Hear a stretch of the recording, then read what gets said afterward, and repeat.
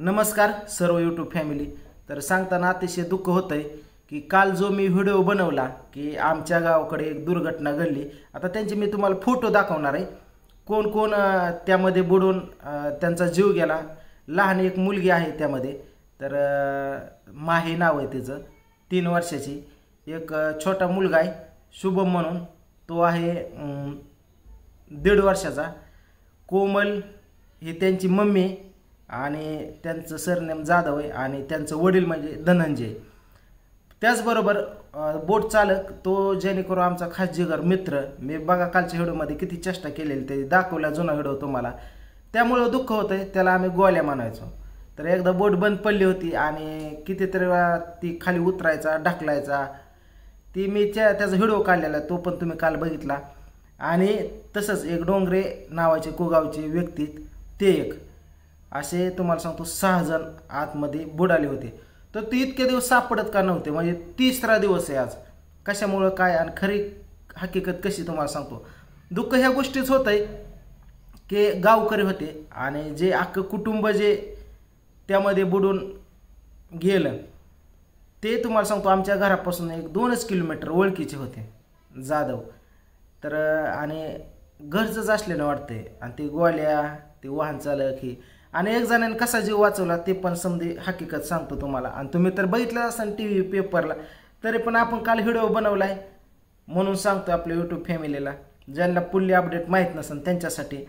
तर मित्रांनो, ज्या वेळेला ही पूर्ण कुटुंब जागरण गोंधळ होतो कोणाच तरी त्यांच्या पाहुण्याचं, म्हणून ते कुगाववरून एक कळशीला आतमध्ये 3-4 किलोमीटरचं अंतर आहे, बोटीने जात असताना त्यामध्ये मोटरसायकल, लहान लेकरं, फॅमिली घेऊन बसले। त्याचबरोबर 2 व्यक्ती होते आणि एक वाहन चालक, असे 7 जण। आणि संध्याकाळी लास्टची बोट होती, त्या वारं जे सुटलं आणि जे तुम्हाला सांगतो बोट पलटी झाली। ते बोट कुठं सापडली माहिती आहे का? बोट तर पहिल्या 2 दिवस 1.5 दिवस सापडलीच नाही, काल सापडली, ते पण 3च्या नंतर। एक अर्धा किलोमीटर वाहत गेली ती, तिकडं सापडली, आणि जिथं बुडाली तिथं समधी शोधत होती। तर तिथं काय ती बोट सापडली नाही, सापडली अर्धा किलोमीटरवर। मग ही कुठं वाहत गेली असते बघा।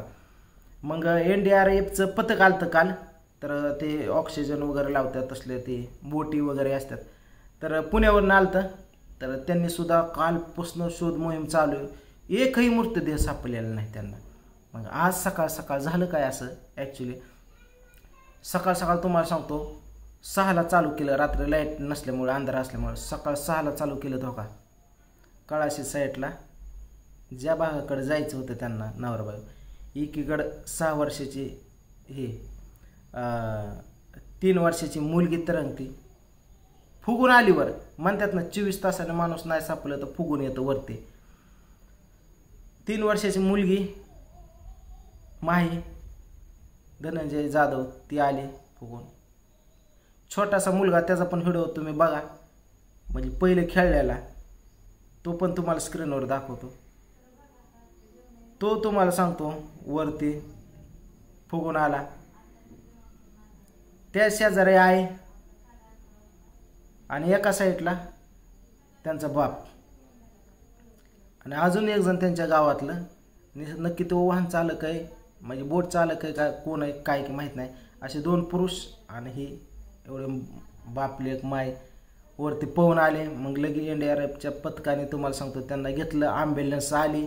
त्यांचं मृतदेह आमच्या सोलापूर जिल्ह्यामध्ये करमाळा तालुक्यातलं झरे हे गाव, तिथं तुम्हाला सांगतो आता त्या पोस्टमॉर्टमसाठी नेणार।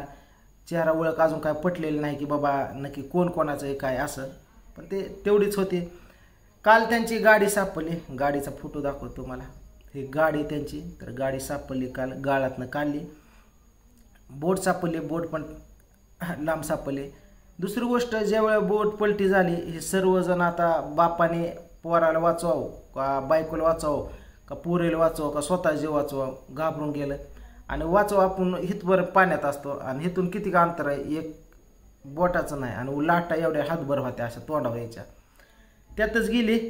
आणि नशीब की त्यातून एक जणाने आपला जीव वाचून, IPS होता वाटतं ते, API का ASI होता कोणता, PSI होता, तर त्यांनी त्यांना ट्रेनिंग होती, त्यांनी पोहण्याचा जोरदार सराव ट्रेनिंगमधला, कसं तरी आपला जीव धापं तोंडात गुळण्या जायच्या, पुन्हा नाकात पाणी जायचं, तोंडात गुळण्या थुकायचा, नाकात पाणी गेलं तोंडातनं काढा, तोंडातलं नाकांना निघायचं, नुसतं चक्कर आल्यावर त्याने बळ धापा बारून जीव सोडायचा. त्याला वाटत होतं की आपण जगन, असं त्याला आशा वाटलीही नाही, पण प्रयत्न सोडलं नाही, जिद्द सोडली नाही. शेवटी तळगाळाला असं बुडायच्या टायमिंगला आलं, वर निघत होतं, खाली यायचं, वर जायचं. शेवटी ते तळगाळ गाठलं मित्रांनो तुम्हाला सांगतो, आणि गेला, आणि शेवट गाळ होता, गाळ कडला, आणि त्या गाळा जाऊन ते फसलं तोंड असं. मग तिथनं एक मासे मारेकरी तिथून चालले होते कळाशीचे, तर त्यांनी लांबणं बघितलं, याला कोणतरी हातफीत असं झाले, ते पडले, ती पळत गेला तिकडं. तर त्यांनी बघितलं तर ती गाळात फसलेलं, त्यांनी असं पालतं पाडलेलं असं उलटं केलं, तर ती त्यांच्या ओळखीच नाही पोलीस. मग त्याला धरलं, साईडला आणलं, तोंड धुलं, ते गोठ पाणी पाजलं, त्याच्या उलट्या झाल्या नाका तोंडातनं. मग शांत झालं, ती फक्त गोल्या मानला. गोल्या त्या वाहन चालकाचं नाव आहे, तर त्याला समधी गोल्या नावानं ओळखतं, हसरा चेहरा नेहमी त्याचा. तर गोल्या म्हणले त्या मासेमारेकऱ्याला वाटलं गायला बोट बुडाली, हे त्या लक्षात आलं. मग त्याला सुदैव आल्यानंतर बेशुद्ध पडला ते, आणि सुदैव आल्यानंतर समजा गोष्टी माहीत झाल्या की बोट बुडालेली आहेत, असे एवढी जण गेलेले आहेत त्या बोटीमध्ये.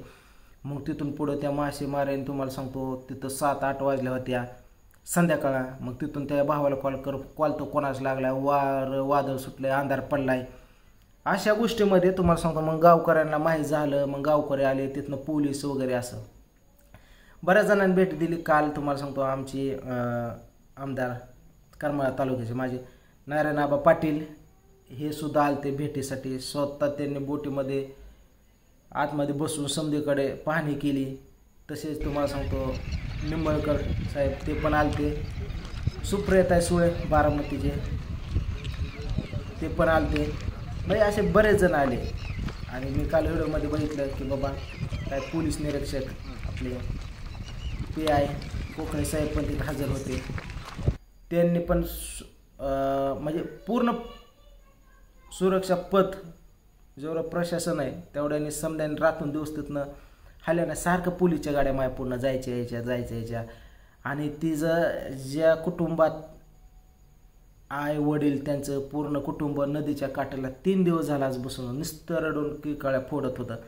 आता सापडन मग सापडन, ते छोटी मुलं मेली, त्याची आजी हे म्हणून माझ्या चिमुकल्याने 5 वाजता घर सोडलंय, मग असं झालं तसं झालं. आता बघा माणसाच्या जन्मात कसं आहे त्यावर आहे, पण काळाने त्यांच्या गाव घातलं, वाटलं नव्हतं असं कधी.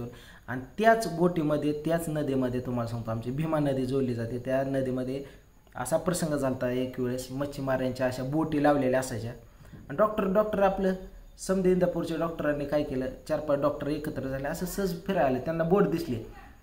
त्यांनी काय केलं, ती बोट चुळली आणि त्यातमध्ये बसले, आणि ती ढकलं आतमध्ये गेले, नेली. जी वादळ सुटलं ती बोट त्यांना आवरा नाहीच, तसली बसायची. ती कुणीकडं चालली, आणि तसलं ही पण नव्हतं त्यांच्याकडं की बाबा महाग साराय लाकडं वगैरे, तसलं काय नव्हतं. ते वाऱ्या दिशेने गेले, झाली पलटी, समधी डॉक्टर मिळते. एक 4-5 वर्षापूर्वीचा हा प्रकार आहे, त्यावर आज दुर्घटना झाली. तर पूर्ण बोटी वाहतूक बंद केलेलं, सील केलेलं आहे, आणि त्याला परवानगीही दिलेली नाही. ते घातक आहे की सुरक्षा पथक नाही त्यामध्ये, काय बोललं तर त्यासाठी अशा काही सुविधा नाहीत.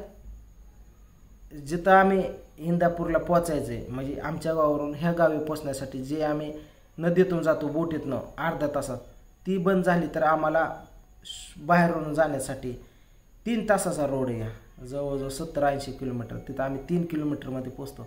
जर एवढा रस्ता, तर ते गाव अख्खा तालुका जर तिथं जाण्यासाठी असेल तर तिथं पुलाची सुद्धा मंजुरी झाली, पण अजून अद्याप पुलाचं कुठलंही काम चालू नाही. तर लवकर ते काम चालू करावं आणि आम्हाला शॉर्टकट मार्ग हो, आणि पुन्हा अशी दुर्घटना घडू नये. तर ह्या 5 बॉड्या बाहेर आलेल्या, एक बॉडी अजून सापडलेली नाही, त्याचं काम चालू आहे, लवकर त्याची खबर कळन. तर ह्या पूर्ण ऑल फॅमिलीला, ह्यांना माझ्या पूर्ण यूट्यूब फॅमिलीकडून माझ्याकडून पूर्ण भावपूर्ण श्रद्धांजली, आणि ह्यांच्या आत्म्यास शांती लागावं हीच ईश्वर चरणी प्रार्थना करतो आणि थांबतो मित्रांनो.